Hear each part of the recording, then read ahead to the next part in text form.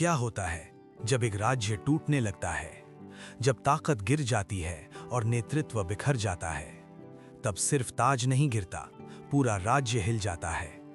पढ़ो और देखो कैसे परमेश्वर दाऊद के थ्रू काम करता है। एक संदेशवाहक युद्ध भूमि से आता है।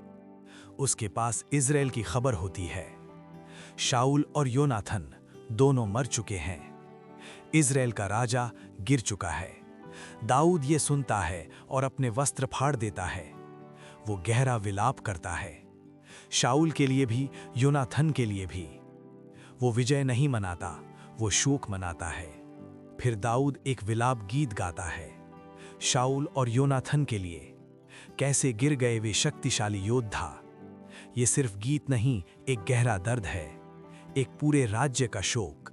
फिर दाऊद यहोवा से पूछता है और यहोवा कहता है, ऊपर जाओ। दाऊद यहूदा का राजा बन जाता है, पर इज़राइल अभी भी विभाजित है। राज्य शुरू होता है पर एकता नहीं होती। अब अब्नेर इश-बोशेत को राजा बनाता है और इज़राइल दो भागों में बट जाता है। भाई भाई के विरुद्ध खड़ा हो जाता है और गृह युद्ध शुरू हो जाता है। असाहेल तब्नेर के पीछे दौड़ता है। वो बहुत तेज था, पर अब्नेर पलटकर उसे मार देता है और असाहेल वहीं मर जाता है। युद्ध और भयानक हो जाता है। युद्ध चलती रहती है।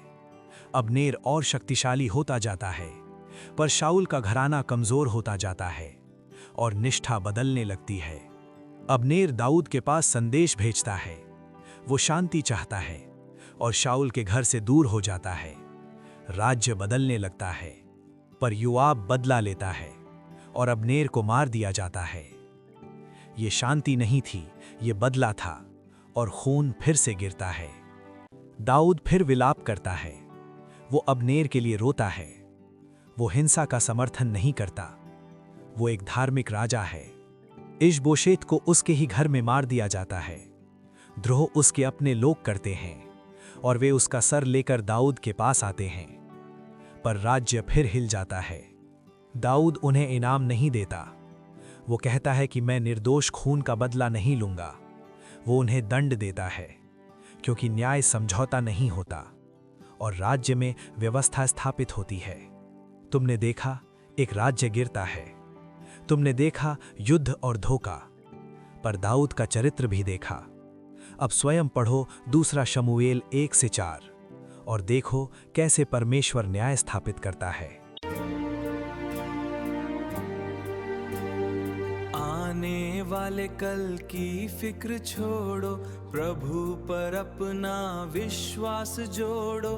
हर दिन के लिए उसकी कृपा है, हर दिन पर्याप्त यही आशा है।